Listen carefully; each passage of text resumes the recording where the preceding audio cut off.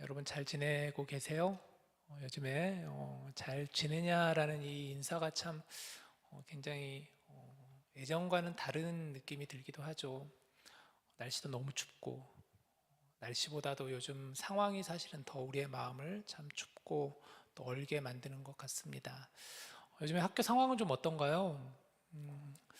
가급적이면은 학교 주변 뭐 근데 큰 그건 없다고 하더라고요. 저도 좀 여쭤보고 이러니까 큰 상황은 없지만 그래도 좀 주의를 해야 된다라는 이야기를 많이 듣고 있습니다. 어, 이번 주 우리가 화요일부터 금요일까지 개강 새벽 기도회를 드렸습니다.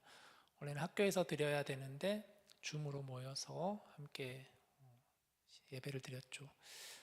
좋았던 점도 있었던 것 같아요. 직장 다니는 지체들도 참여할 수 있었고 또 타주에 있는 지체도 참여할 수 있었고 한국에 있는 지체도 잠깐 들어와서 또 참여할 수 있었던 시간이었습니다.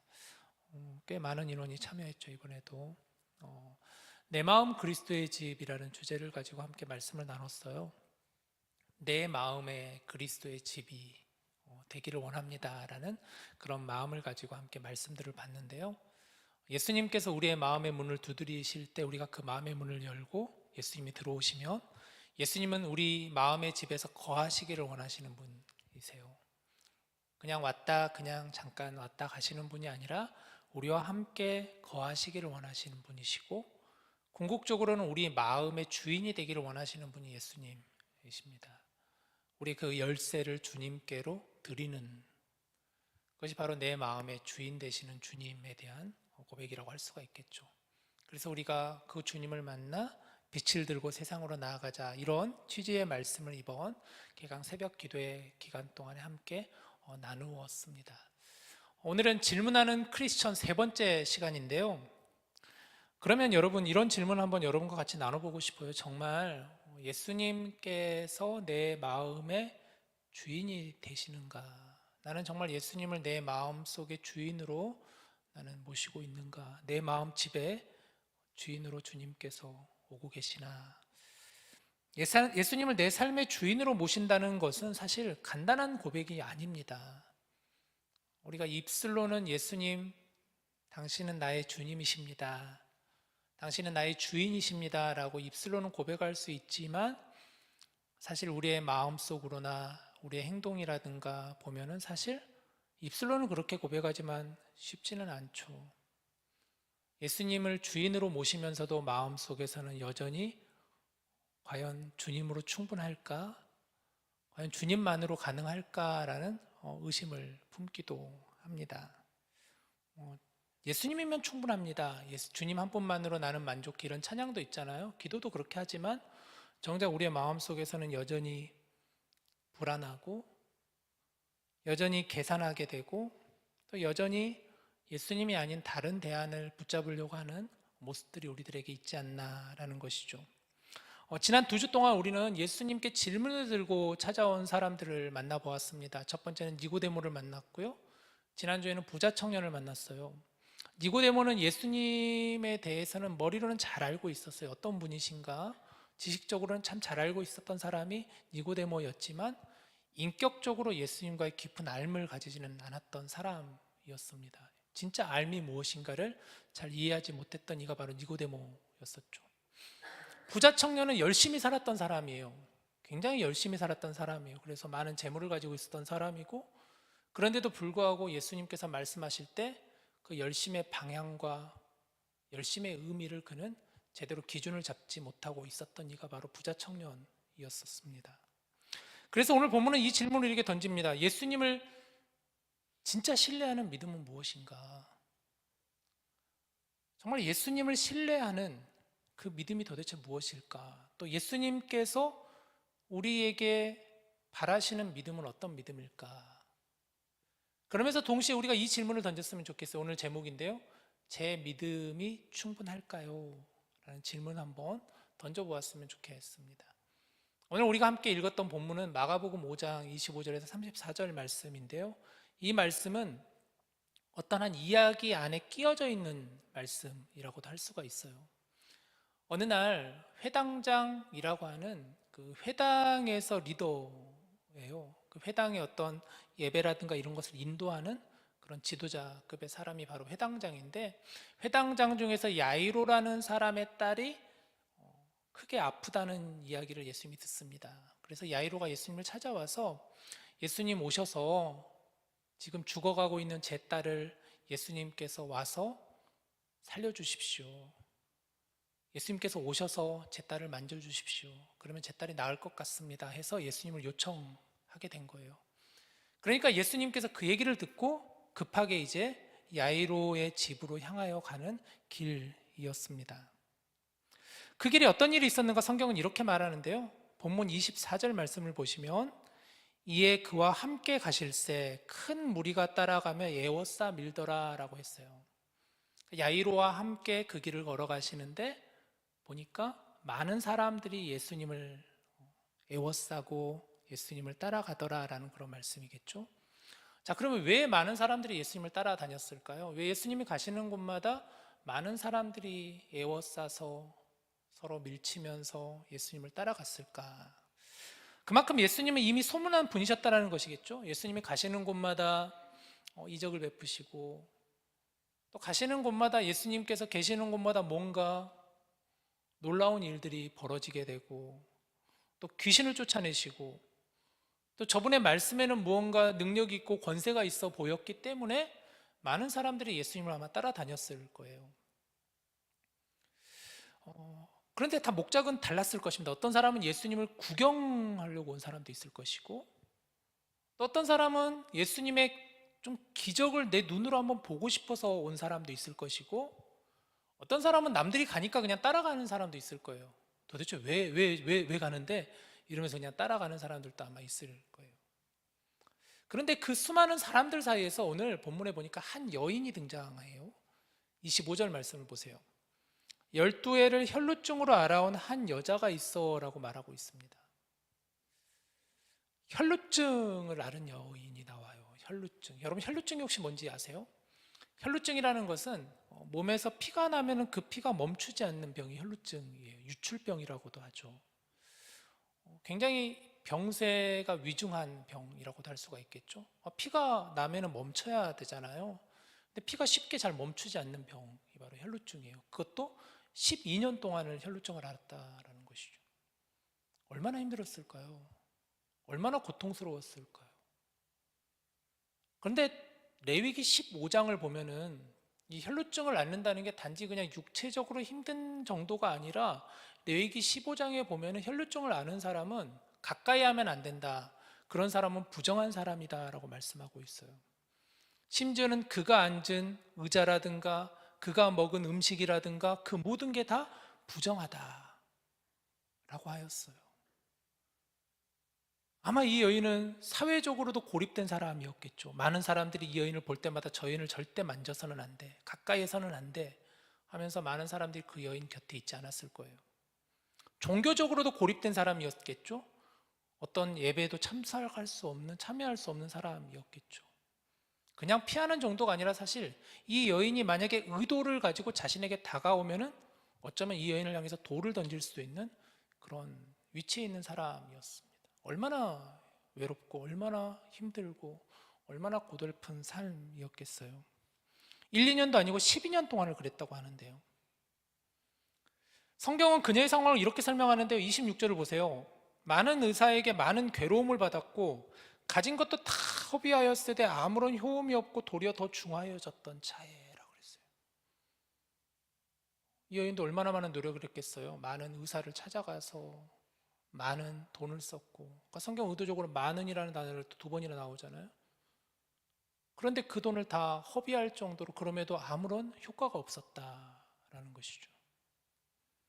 도리어 더 중하해졌다, 갈수록 더 중해졌다. 그런데 그 절망 가운데 있는 여인에게 한 소식이 들려와요. 예수님께서 어느 길을 지나가신다라는 소식이 들려와요. 27절, 28절을 보시죠. 예수의 소문을 듣고 무리 가운데 끼어 뒤로 와서 그의 옷에 손을 대니 이는 내가 그의 옷에만 손을 대어도 구원을 받으리라 생각함일러라. 자, 한번 여러분 이 그림을 상상해 보세요. 지금 예수님께서 수많은 무리들과 함께 지금 지나가시는 상황입니다. 근데 여인에게는 치명적인 약점이 있다고 그랬어요. 자기가 부정하다고 만약에 그런 사람이라는 것이 드러난다면 아마 이 여인은 사람들에게 욕을 먹을 것이고 분명히 사람들에게 어쩌면 돌을 맞을 수도 있는 상황이에요. 그런데도 그녀는 지금 무리들 사이를 비집고 예수님께로 나아갑니다. 얼마나 절박했을까요? 얼마나 마음이 두근두근 거렸을까요? 무리 가운데를 비집고 예수님 뒤로 가서 아무 말도 하지 않고 예수님의 옷자락에 손을 댑니다. 왜냐하면 이 여인에게 예수님은 어쩌면 마지막 희망이었을지도 모르죠. 그리고 그녀는 속으로 이렇게 생각합니다. 내가 저분의 옷에만 손을 대어도 내가 나음받을 것 같아.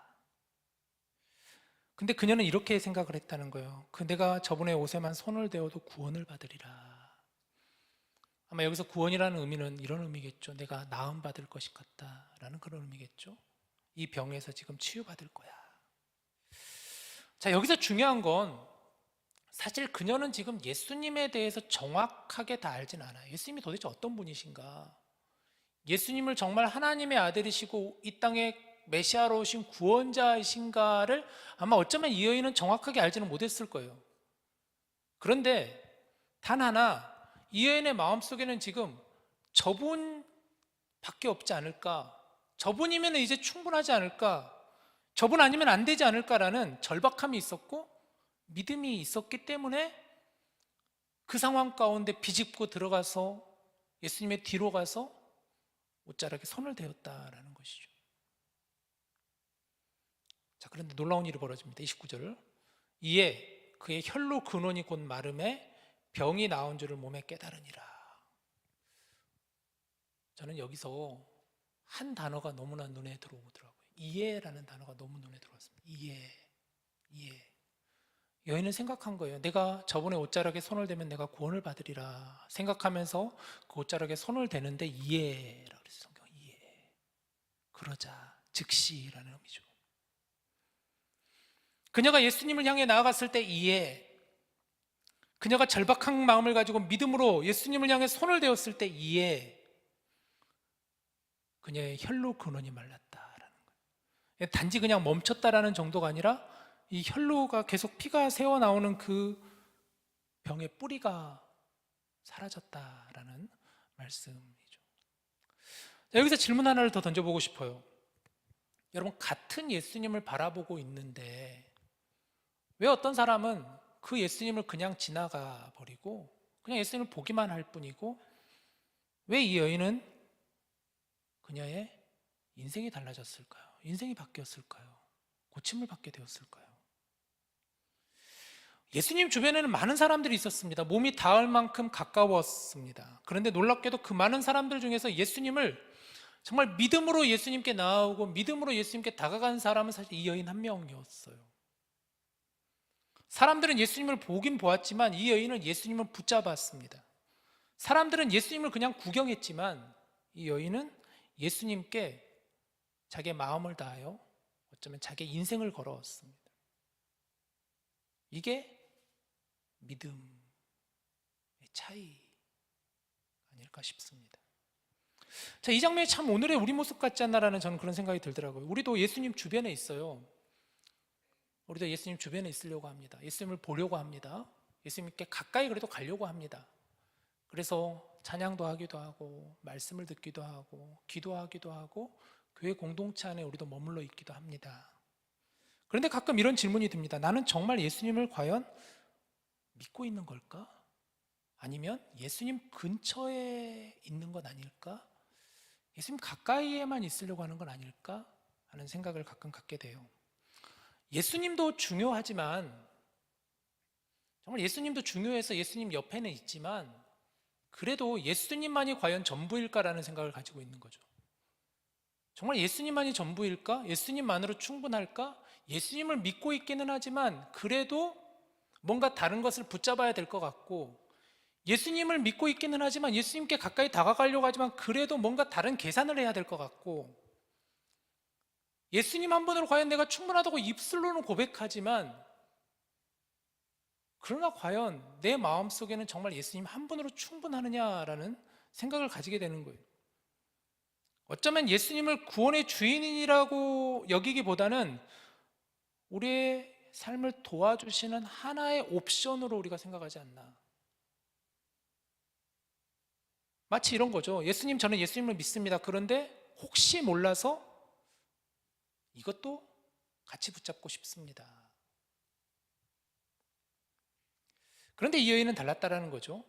이 여인은 지금 절박한 가운데 의사도 실패하고 돈도 써버리고 사람에게 기대는 것도 끝났습니다. 그래서 그녀의 민심은 단순했던 것 같아요. 예수님 아니면 안 됩니다. 다른 거 다 보이지 않는 거죠. 예수님 아니면 안 됩니다. 예수님 한 분 아니면 안 됩니다. 지금 이제. 자, 그런데 여기서 이야기가 끝나지 않습니다. 만약 여기서 이야기가 끝나버렸다면 이 여인은 병은 나았을지 몰라도 여전히 숨어서 살았던 여인일 수도 있을 것 같아요. 병은 나았을지 몰라도 여전히 그냥 병 고침 받은 것을 그걸로 끝났을지 몰라요. 그런데 예수님께서 멈추십니다. 30절을 보세요. 예수께서 그 능력이 자기에게서 나간 줄을 스스로 아시고 무리 가운데서 돌이켜 말씀하시되 누가 내 옷에 손을 대었느냐. 예수님은 그 순간 아셨던 거예요. 예수님은 급한 일정이 있었죠. 야이로의 딸은 지금 죽어가고 있습니다. 그래서 예수님이 지금 멈추지 않고 길을 걸어가시는 중이었어요. 급하게 걸어가시는 중이었어요. 아마 옆에서 야이로도 지금 막 두근두근 하면서 예수님 빨리 가셔야 됩니다. 빨리 가셔야 됩니다. 아마 그럴 수도 있었겠죠. 그런데 예수님께서는 갑자기 멈추시는 거예요. 그러자 제자들이 말합니다. 예수님께서 물어보는 거예요. 도대체 누가 내 몸에 손을 대었느냐. 그러니까 이제 제자들이 예수님께 말하죠. 예수님, 이렇게 지금 사람들이 많으니까 아마 이리 밀리고 저리 밀리다 보니까 예수님 몸에 누가 손을 댔든지 예수님 몸과 부딪혔나 봅니다 라고 하는데, 예수님께서는 그렇게 말씀하시지 않으시죠. 예수님은 사람들의 손과 이 여인의 믿음의 손은 다르다는 것을 알고 계셨어요. 그래서 물어보시는 거예요. 누가 지금 내 몸에 손을 대었느냐.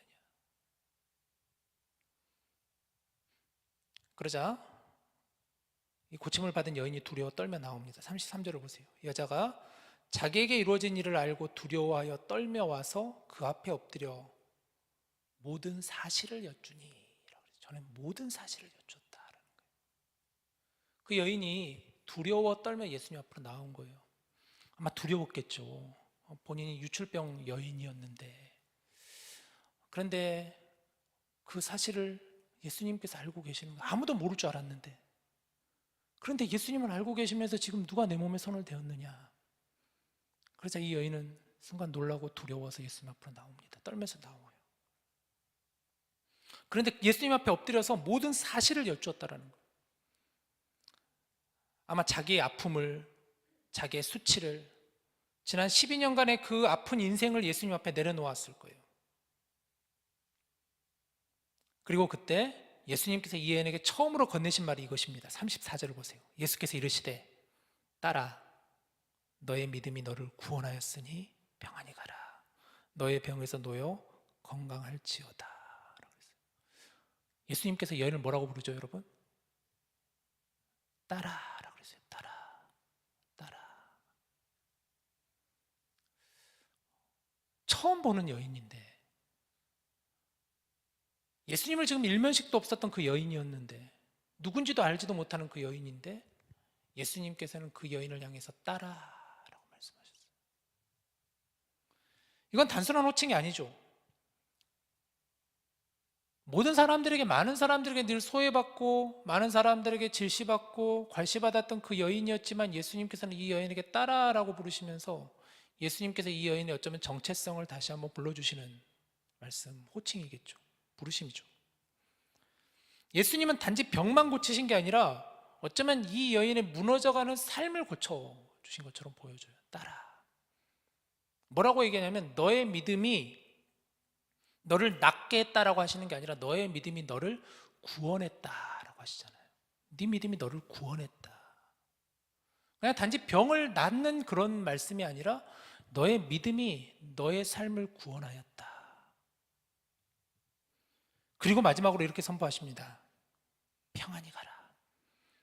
평안히 가라.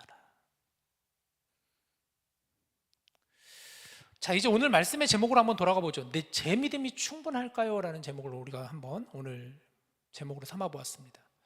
그런데 오늘 본문을 끝까지 보면 이렇죠. 예수님은 지금 이 여인을 바라보시면서 그 여인의 믿음을 평가하진 않으셨어요.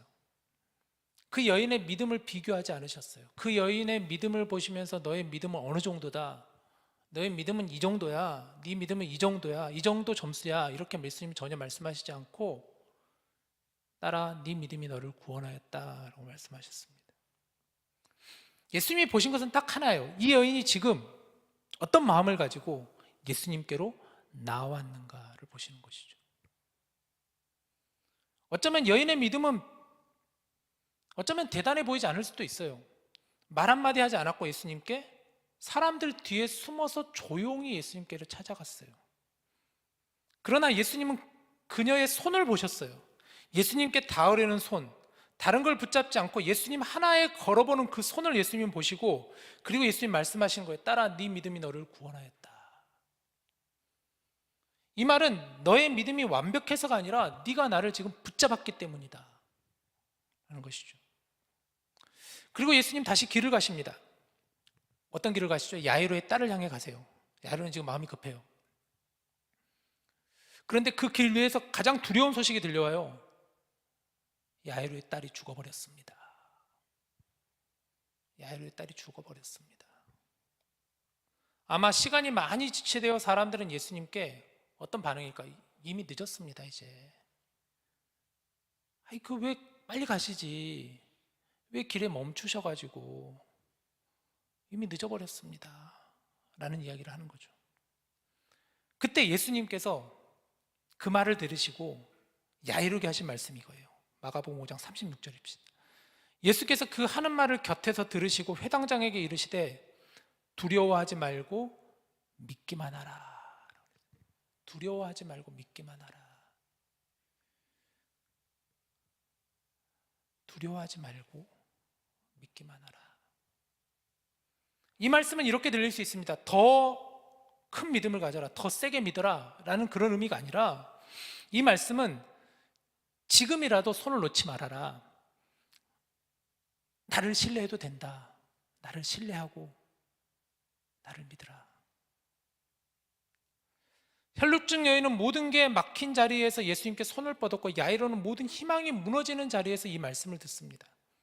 그리고 예수님은 두 사람에게 똑같은 방향을 가리키세요. 두려움이 커지는 순간에도 예수님을 향한 방향만은 바꾸지 말아라. 믿음이란 상황이 좋아져서 생기는 게 아니라 상황이 무너질 때에도 예수님을 향해 방향을 유지하는 것이다 라는 말씀을 하고 계십니다. 오늘은 세 번째 질문, 제 믿음이 충분할까요? 를 우리가 함께 나누어 봤습니다. 오늘 말씀은 이렇게 대답해 줘요. 믿음이 크나 작으나 보다 그 믿음이 예수님을 향하고 있다면 예수님 앞에서는 충분하다라는 거예요. 말로는 다 표현하지 못한 믿음도, 떨리는 손으로 붙잡는 믿음도 예수님은 귀하게 받으시는 분이시다라는 거죠. 정말 우리가 예수님 한 분이면 충분합니다. 정말 우리가 예수님 한 분이면 나는 만족합니다. 예수님밖에 없습니다. 이런 믿음을 가지고 예수님께로 향했으면 좋겠습니다. 우리의 믿음이 그냥 예수님 주변에서 머무는 믿음이 아니라 여인처럼 예수님께 손을 내미는 믿음이 되었으면 좋겠습니다. 그리고 야이로에게 하신 그 말씀, 오늘 우리에게 들려오기를 바라요. 두려워하지 말라. 믿기만 하라. 이 말씀을 정말 우리의 마음에 깊이 새기는 저와 여러분 되기를 원합니다. 요즘 같은 시대에 정말 우리가 예수님 한 분으로 충분한가요? 라는 질문을 계속 던지게 되죠. 정말 예수님께서 계시다면 예수님 왜 이렇습니까? 왜 상황을 이렇게 만드십니까? 왜 저의 믿음을 이렇게 연약하게 만드십니까? 하는 질문이 계속 우리는 들 수도 있겠죠. 그러나 예수님께서 우리에게 하시는 그 말씀에 귀를 기울였으면 좋겠어요. 두려워하지 말고 믿기만 하라. 예수님을 향하여라. 예수님께로 나아와라. 라는 그 말씀을 믿음으로 우리가 나아갈 수 있는 저와 여러분 될 수 있기를 주님의 이름으로 간절히 축복합니다. 우리 함께 이 시간 같이 찬양하고 오늘 이 말씀을 붙잡고 같이 기도했으면 좋겠어요. 믿음이 없이는 이라는 찬양인데요. 이 찬양이 참 좋더라고요. 이 찬양의 가사가 정말 우리에게 많은 고백이 되는 그런 가사가 되었으면 좋겠어요. 믿음이 없이는 기쁘시게 못하나니. 우리 가사를 생각하며 함께 찬양합시다.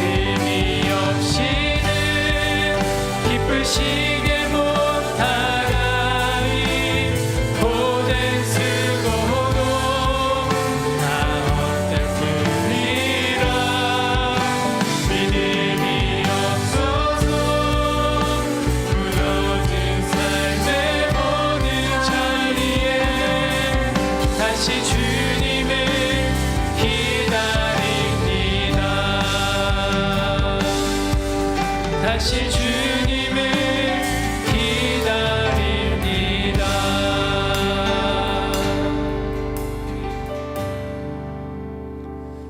우리 같이 함께 눈을 감고 기도합시다. 우리 마음 가운데 늘 이런 마음 있잖아요.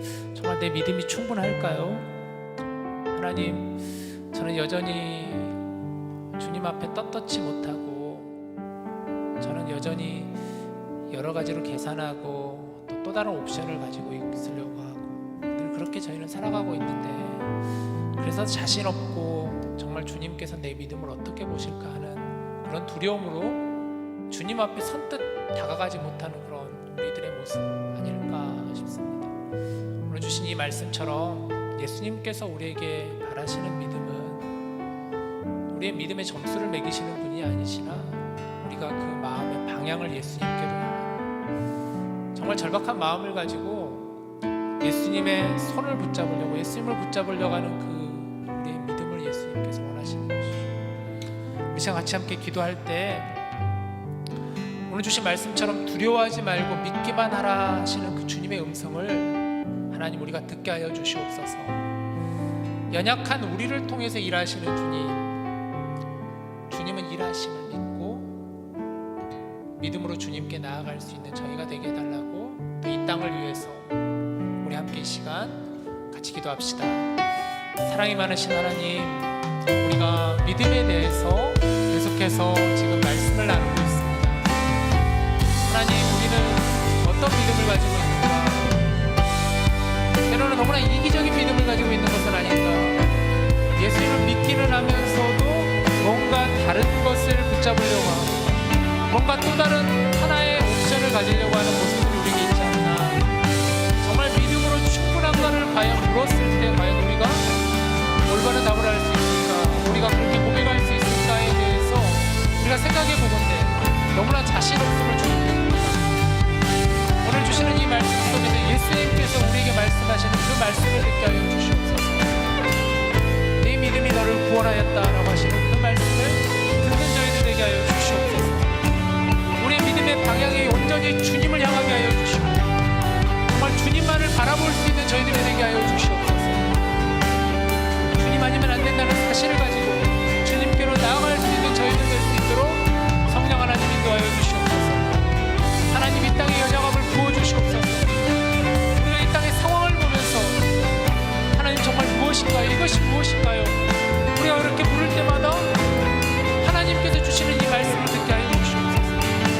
하나님 보고 계시고 하나님 일하고 계시고 하나님 여전히 그 길을 걸어가고 계시고 그 가운데 우리가 주님을 바라보게 하여 주시고 주님을 따르게 하여 주시고 주님을 온전히 믿게 하여 주시옵소서.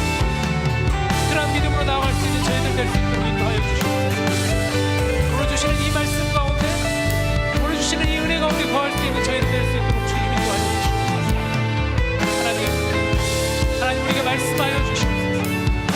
하나님의 음성을 듣게 하여 주시옵소서. 하나님의 마음을 깨닫게 하여 주시옵소서.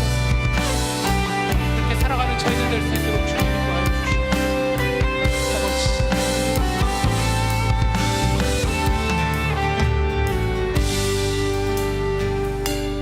사랑이 많으신 하나님, 오늘 또 주님 앞에 나옵니다. 연약한 우리의 심정을 가지고 주님께 나아갑니다. 하나님, 우리의 믿음이 너무나 흔들리고 우리의 믿음조차도 확신을 가지 못하고 주님께 나아갑니다. 하나님, 불쌍한 우리들을 긍휼히 여겨 주시옵소서. 이 시간 우리의 손을 주님께 뻗기를 원합니다. 우리의 걸음을 주님께로 더 가까이 향하기를 원합니다. 우리의 믿음의 방향이 온전히 있게 하여 주시옵소서. 주님을 온전히 신뢰할 수 있는 믿음 되게 하여 주시옵소서. 주님 아니면 안 된다는 사실을 믿게 하여 주시고 정말 주님이 나의 주인이 되지 않으면 안 된다는 그 믿음을 가지고 살아가게 하여 주시옵소서. 주님 안에 거할 수 있는 자들 되게 하여 주시고 정말 우리의 마음의 집에 주인이 되시는 주님 되게 하여 주시옵소서. 이 모든 말씀 우리 주 예수님의 이름으로 간절히 기도하옵나이다. 아멘. 아멘. 시간 우리 다 함께 일어나시